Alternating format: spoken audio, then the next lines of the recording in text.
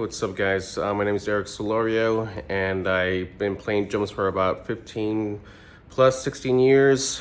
I usually use Collision 7A. Pretty much all my drumsticks prior to this has been 7A. I think I really like this brand because of what it stands for.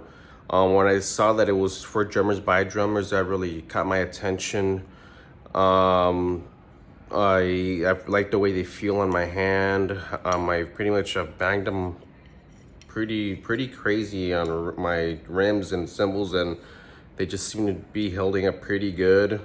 I really like the logo, and I think it'll look really awesome when I'm playing on videos.